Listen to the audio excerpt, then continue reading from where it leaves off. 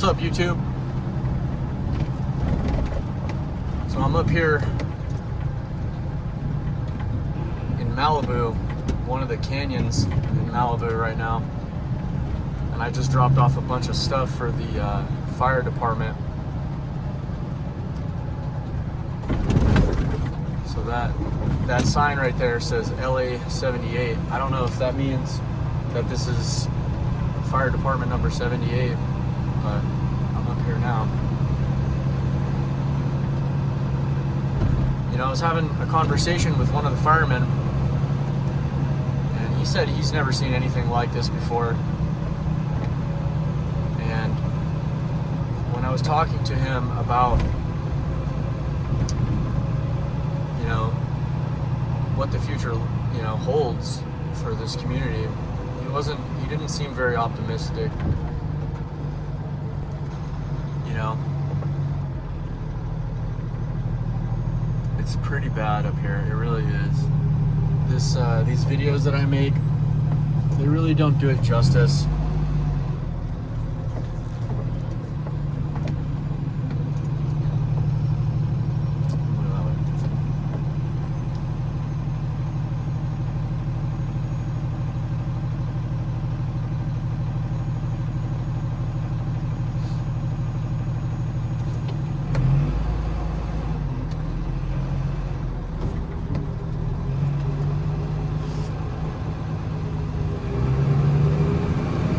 Sorry for the pregnant pause, but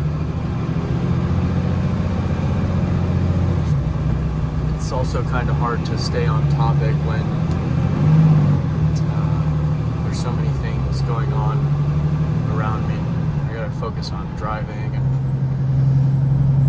worrying about traffic controls, man, and stuff like that. So my mind can get a bit preoccupied at times, but you know, I'm just trying to drive through here and video it and give you some of my thoughts and comments on the topic. But so anyways, I was talking to that fireman. He was a super nice guy, and the guy's been working like a dog, probably 24-hour shifts, just doesn't stop, just keeps going. But he didn't seem too optimistic about what's going to happen to these communities within the canyons. In his opinion, he's like, you know, I've talked to a lot of these families and residents that live throughout here, and most of them are just going to collect the check from the insurance company and pay off their mortgage, and whatever's left over, they're more than likely just going to take off. They're going to, because as you can see, you know, we're inside of a canyon community. It's extremely, and a lot of these houses are built alongside cliffs and over, you know, because the views are beautiful, right? They spend tens of millions of dollars to build a house on the side of a cliff in Malibu Canyon because the views are spectacular, you know, and if you ever driven through the canyons during springtime, man, it's really a sight to see. And during peak spring season and everything's in bloom, it's actually majestical. It's really a wonderful place to live, but it's extremely susceptible to wildfires like this, right? So again, going back to the conversation that I had with the fireman, you know, he wasn't very optimistic, and he said a lot of the residents that he's spoken to within the community, this is it. Like, they've dealt with fires before, but they've never dealt with anything like this. And he's hearing from more and more residents that they're out. They're going to collect the check, take the money, and they're going to take off. They don't need to live like this anymore. And, you know, this is going to take a decade or longer to rebuild some of these communities, you know.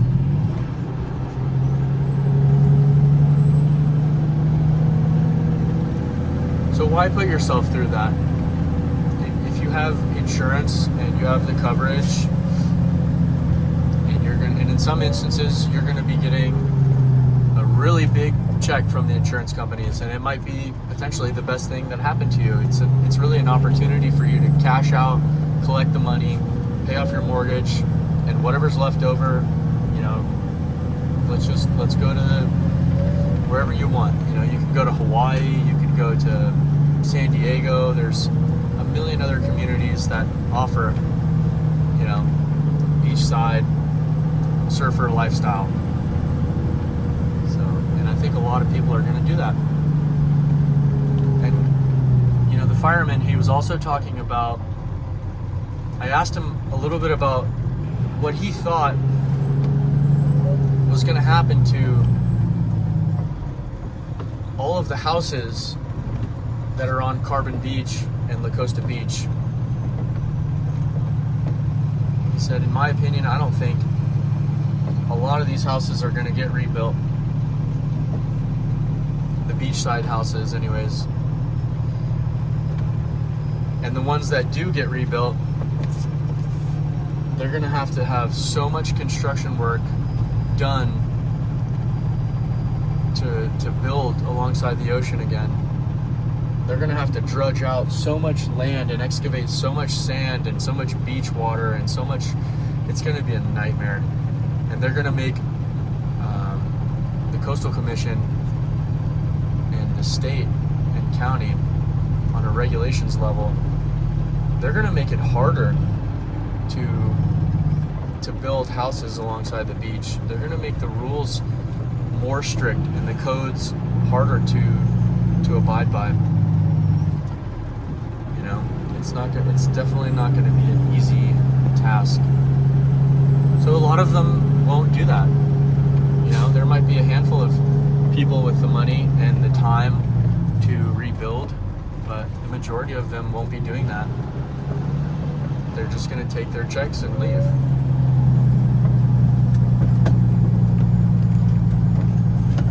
There's no need to subject yourself to that.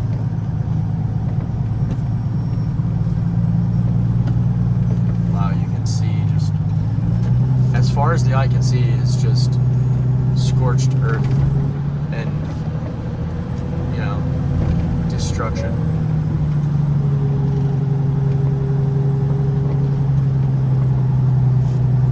It really is a catastrophe what took place.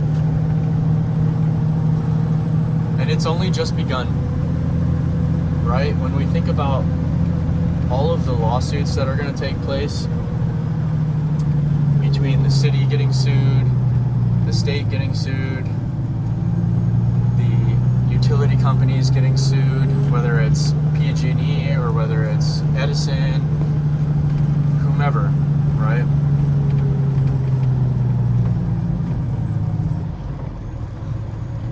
It's, and the insurance companies as well, they're going to get sued. Like they have I'm sure the lawsuits have already started.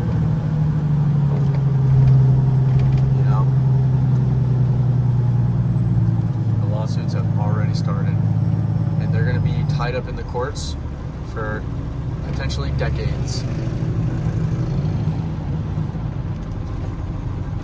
And I'm sure some of these insurance companies are going to go bankrupt. It's estimated that $250 billion worth of damage took place in Southern California.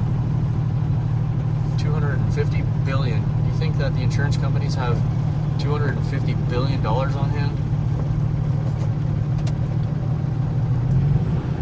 Some of them might, but some of the smaller insurers will definitely be don't have a bright future. Might be going bankrupt. And that the $250 billion is just an estimation, and that's probably not even including legal expenses. The amount of money that they're going to have to spend fighting or protecting themselves from lawsuits is just, it's unbelievable. And really, if you're a resident of Southern California, this is just one more reason to leave, on top of the many others, on top of the homeless, the drugs, the gangs, the violence, the robberies, the high taxes, The high insurance premiums. Premiums are going to double or triple or quadruple for some communities. You know, insurance premium. If you're even able to get insurance in the future, there's going to be a lot of these people who do choose to rebuild. They might not even have the ability or option to insure their what do you? There's so many unknowns. There's so many questions. Still, will these communities be insurable in the future? And if not, you know, what does that mean for the real estate market in Southern California? Right?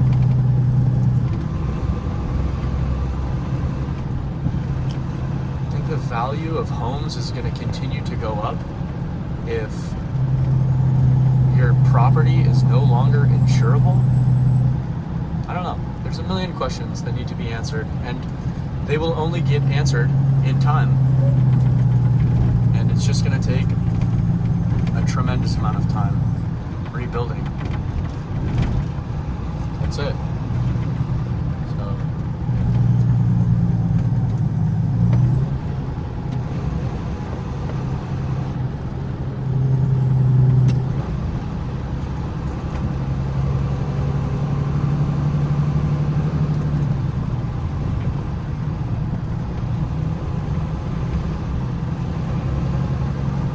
see what happens. But as of right now, the future's not looking too bright.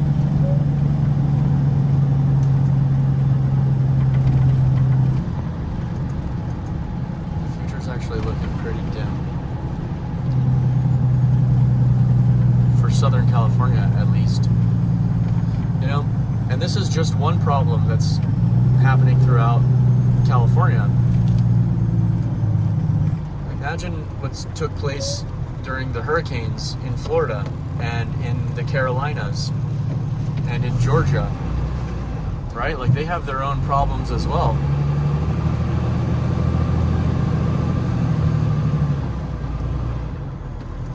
You know, and those communities really need to get taken care of before Southern California. I'm not too sure. From what I hear on the news and from what I read, a lot of the communities in the Carolinas and in Florida haven't really been getting taken care of. And now you throw on top of that, you throw on this. A $250 billion disaster.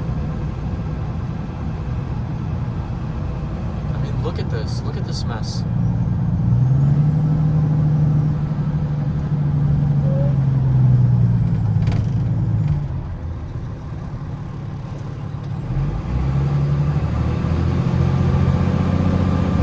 What's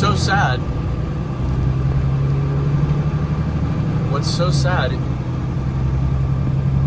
is the fact that all of this could have been prevented. You know, like, these wildfires are preventable. It's not like a hurricane where you have no control. It's a wildfire, and it's something that Southern California has experienced for decades. These are not new to us, you know? This happens every year. And if the state and the city had done the job that they were supposed to do and allocated the appropriate amount of funds and resources to wildfire prevention and mitigation like they should have, all of this could have been prevented. None of this should have even happened. You know, and to top it off, when it's time to pump water from the fire hydrants, there's no water? Like, that's pathetic. There's countries, you know, in Africa that could fill their fire hydrants with water, and they're going through a real drought. You know? It's just unbelievable. It's just a complete and total failure. And I can't put on enough emphasis, like, on how stupid this is. This is so stupid. And it all could have been prevented. It really could have. really do hope that this is an eye-opening experience for the residents of these communities. I mean, obviously it is. But when I say that, I mean that I hope that this is enough to show them this is what you get when you put the wrong people in charge of the state and the city. This is what you get.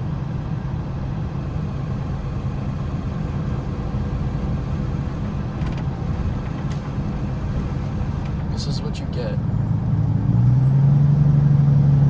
And nobody deserves this, you know? I don't care who you are and whether or not you're, you know, whatever, like this, nobody deserves this. That's the point. That's the point of paying taxes, right? You pay taxes so we can have policemen and firemen to prevent things like this from happening. You know? All of this could have been prevented. That's what's so sad. So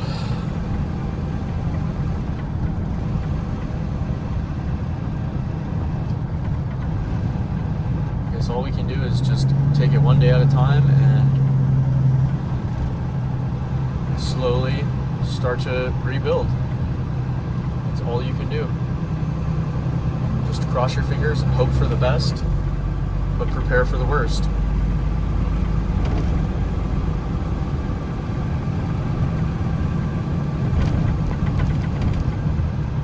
But I can promise you, you know, this is so devastating to the local economy.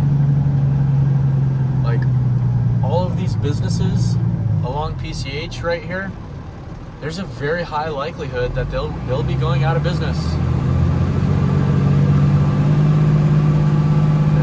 There's literally no more community for them to serve.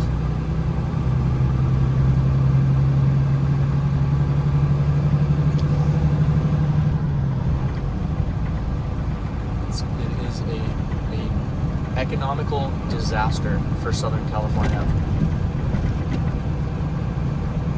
And if people do leave in droves, I mean, that means that California's tax base will be leaving and taking their money with them, right? And the state apparently is in $1.6 trillion worth of debt already.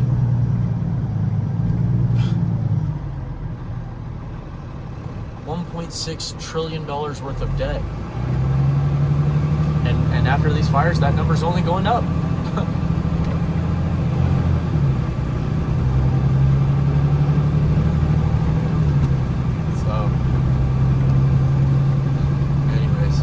I just wanted to share with you some of my thoughts and opinions again, and you know, I'm just rambling while driving and seeing what took place. So please, again, everyone, take into consideration all of my comments and don't take anything as factual or, you know, I'm just talking.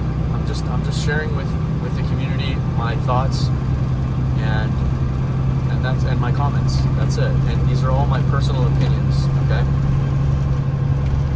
None of what I say should be considered as fact, okay? Some of it's probably true, and some of it might be not true. I don't know. But it doesn't matter.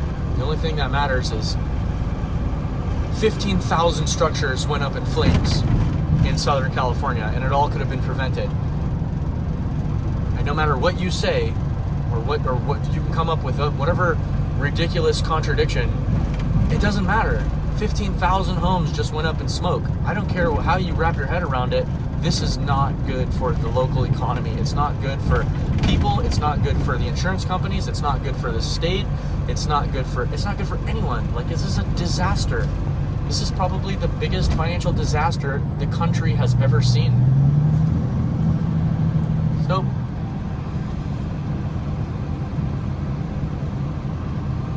we'll see what happens, I guess. All right, guys. Well, that's enough for today, and I'll post another video shortly. All right, guys. Have a nice day. I'll talk to you guys later. Thanks for watching.